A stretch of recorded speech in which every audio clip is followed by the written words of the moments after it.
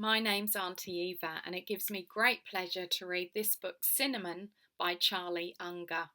And this story won the Creator Book Challenge 2022. Well done, Charlie. Chapter 1. The snow gently patters against my window as I put my jacket and ski gloves on. The neighbourhood kids and I have planned a snowball fight, boys versus girls. I run down the stairs and into my mum's Instagram famous kitchen. I am greeted by her taking pictures of biscuits, fresh biscuits. I snag one just after her phone flashes. "Good morning to you," I say. "Honey, don't give me sarcasm," Mum tells me off while tapping away on her phone. #awesome cookies, she mumbles. "I'm going out now," I say. "Okay, just remember." I know, come back at lunch," I say, chomping on my stolen Vicky. I walk out of the house just as my best friend Cinnamon walks onto my driveway with a cart of snowballs trailing behind her. "I'm ready," she sings. She's always been one for the theatrics. We run out to the street, other girls joining us. "You know where to go," I yell. "The fight has begun." The boys hide in the same spot. Always. Up in the towering oak. Us girls split up, taking 3 snowballs each. Cinny and I stand ready with the leftover snowballs. Suddenly, thunder rips through the sky and snow starts pouring down onto us. I grab Cinnamon's hand and run down to our house. But just as we reach the doorstep, she trips and falls into the snow. I frantically knock on the door and Mum opens it. I shout, "Cinnamon!" just as she is covered up by snow. Dad digs Cinnamon out of the snow, her red, curly hair limp, and her hands and lips blue. He runs next door shouting, "Millie! John!" They come rushing downstairs but freeze when they see Cinny's blue body in Dad's arms. Automatically, Cinnamon's mum, Millie, reaches for her phone and dials 000. Soon after, I am sitting in the ambulance, holding Cinny's cold hand.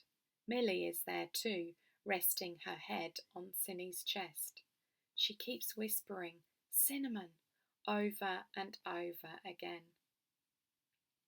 Just at that moment, Cinnamon's eyes flutter open and she whispers, "Ray, Mum, where's Dad? Please don't forget me." And just like that, her eyes shut and she breathes one last shuddering breath out. Immediately I burst into tears. So does Millie. We both know she's gone.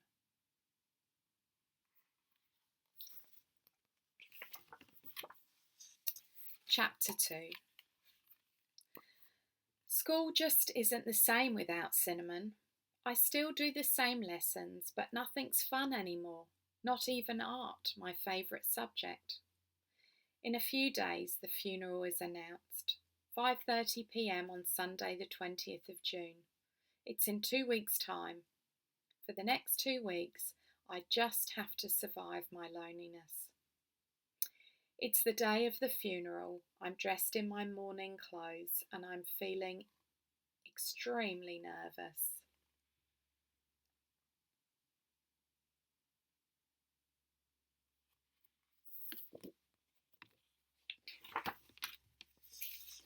I walk to the funeral with Mum and Dad, but as soon as I step into the room, I realise it's all wrong. Cinnamon would have hated this. Sad organ music is playing. Cinnamon hated sad music. Classical guitar was her thing. But the 2 things she would hate most would be the photo on top of her coffin and the flowers. The photo is of her at last year's Christmas party. She hated that dress. The flowers, white lilies. Honestly, I feel like she'd like dark red roses.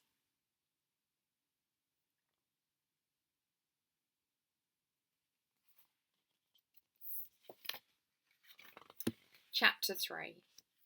The funeral is long, beautiful, and sad. And at the end, half of me wants to run out crying, and another part wants to stay.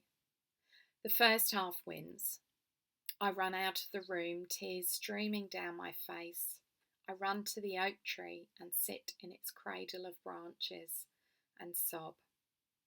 After 5 minutes, Mum comes and gently takes my hand and helps me down. Without a word, she and Dad walk me home.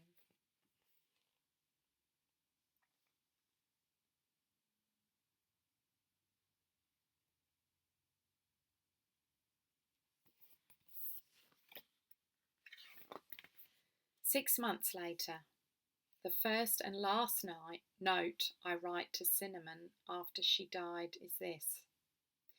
Dear Cinnamon, I know you are well and truly gone, but I never got to say a proper goodbye to you. Of all the people I would hate to lose, you are on the top of the list. I'll never forget you. I'll always remember you as my one and only Cinny. Rest in peace. Love, Raya.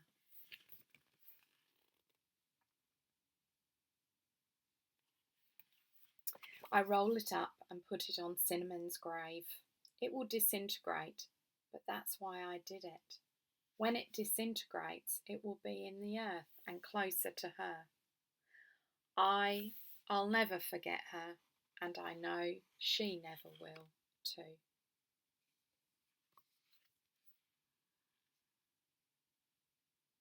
Great job, Charlie. Infinite love and gratitude.